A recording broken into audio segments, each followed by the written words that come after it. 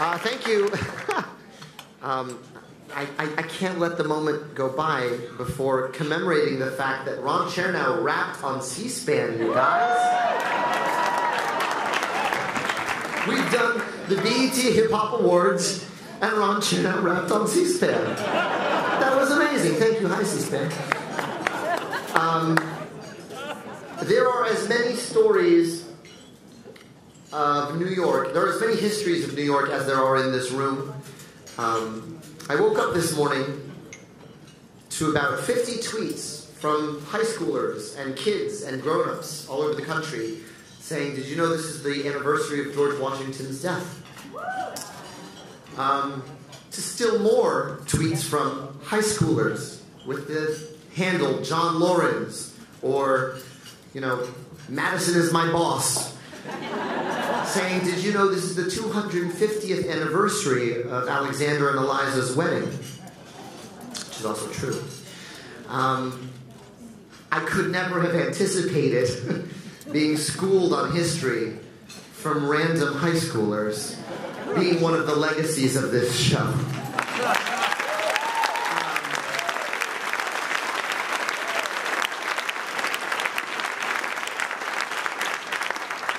Quite frankly, my job, and I've said this before, is to fall in love for a living. Musicals take a really long time. I read this book in 2008. What I knew about Hamilton is probably what most people know. I knew he was on the 10. I knew he died in a duel. I picked up Ron's book. It had great reviews on the spine, and I said, well, this will have a good ending. Perfect beach reading. I didn't know my life would change when I cracked open that book. And Ron's version of Hamilton is what made me fall in love. The first 2 chapters of Ron's book out Dickens in terms of the hardship Hamilton faces and the incredible odds he overcame to come to this country and helped shape it. And it's been an incredible journey working with Ron and learning about this history. And I think the secret sauce of the show is I'm learning the stuff just a chapter ahead of you. I'm falling in love with these characters, and I'm falling in love with the fact that they're not the people I grew up learning about in AP US history. They're flawed, and they're messy. Burr came alive to me when I realized he was dating Theodosia Provost when she was still married to that guy who was a general down in Bermuda. And I said, oh, this is a guy who waits for what he wants. And that unlocked Burr for me. George Washington, you know, the name of your prize. Yes. An enormous help was Ron's incredible Pulitzer Prize-winning book about Washington himself. And I think the greatness of Ron's strength as a writer is Hamilton's a totally different character in the Washington book than he is in Hamilton, and that shows Ron really embodies his subjects, and he gives them a propulsive fiction of their own, a propulsive narrative of their own. I'm sorry. And it's funny, Washington songs kept getting rewritten between off-Broadway and Broadway, and I'll tell you the moment that unlocked it for me. My director, Thomas Kail, who is really really the overwhelming majority of the reason we're all standing here. He grew up in Virginia, in the shadow of Mount Vernon. And we're talking about Washington, we're talking about his big song. And he says, well, you know, there's something about Washington's vine and fig tree thing. And I go, what are you talking about? I did not grow up in Virginia, I grew up in Washington Heights. I said, you know, vine and fig tree, vine and fig tree. There's a Bible quote that George Washington used more than any other Bible quote. He used it over 50 times in both private letters and public discourse. And it's Micah 4:4. And it says, everyone shall live under their own vine and fig tree, and no one shall make them afraid. And I think about that. And first of all, that unlocked Washington for me. Because as you see when you open the newspaper, the notion of keeping us safe and keeping us feeling safe as a country is something that has robbed the sleep of every president from the first president to the current one. So it made him very real to me in a very tangible way. Second of all, I thought, oh man, giving Chris Jackson scripture to sing, we're going to be home free.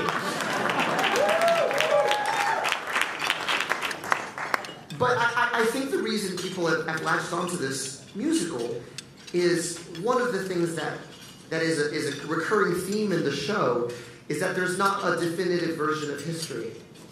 I learned this my sophomore year in college when I took an Amazing Gospels and Christianity class. The professor's name was Ron Cameron, and we began by reading a bunch of books that were not in the Bible, but were written around the same time. Grew up Catholic. I said, wait a minute, how are there Jesus stories from Jesus' time that are not in this book? And I read the Gospel of Mary, which are these like amazing Jesus Superboy stories. Jesus kills a bird, feels bad, brings it back. How does that make it into the original version of the Bible? That's great. It's great stuff. But the notion that the person who tells the story is just as instrumental as what we learn as the teller is something that reverberates throughout the show. We see the courtship of Eliza and Alexander in a song called Helpless. It begins with that meeting, it ends with their wedding. Then we literally take two giant turntables, rewind the whole thing, and we tell the same story from her sister Angelica's perspective. And we see that Angelica and Hamilton are equally matched, and they're kind of soulmates in a way. But Angelica can't let herself love Hamilton, and so she introduces her to her sister. And suddenly Helpless has a totally new meaning. That 10-minute, two-song suite is a microcosm of what I think our show is about, which is that every single one of you has a different story of New York. And that's the history of New York according to you. And the teller of the story is just as important as the story itself. By seeing a stage full of people of color who are perfectly cast in their parts, this show is accessible to people who never thought history was for them. They thought that's about old dead white guys on mountains.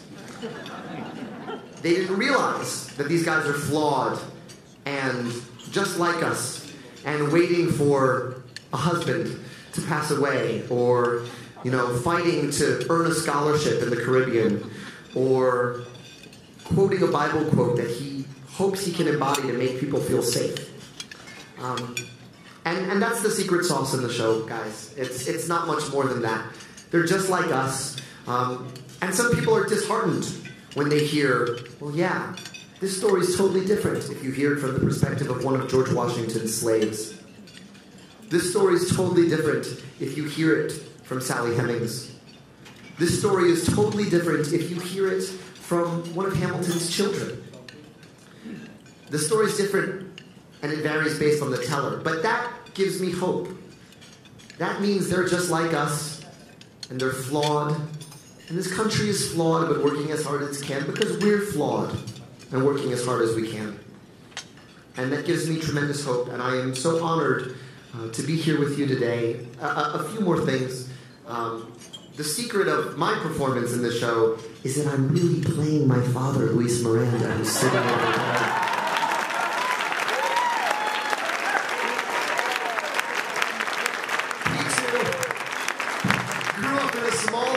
Caribbean and said, I gotta get out of here. I gotta get to New York, and he got a scholarship to New York, and he got out, and that's when I realized I know this guy, and I can write him. And then the other thing, I think people come to our show and they expect that it's gonna be clever. Oh, hip-hop and founding fathers, all right, let's giggle. I don't think they expect to be moved. And they're moved because of the story of Eliza Hamilton. And they're moved because Eliza lived 50 years past Hamilton. She raised funds for the Washington Monument. She met Lincoln when he was a senator at the footstone of that monument. And I think we all hope that when we pass on, the people who love us are going to keep our memory alive in some way. And this shows a love letter to my wife, Vanessa, who is sitting here tonight.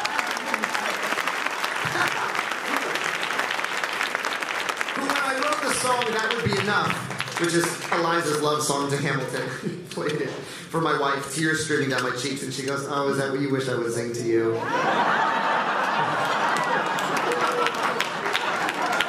Yes, it is, honey, but it's also what I sing to you. I love you very much. Thank you very much for this.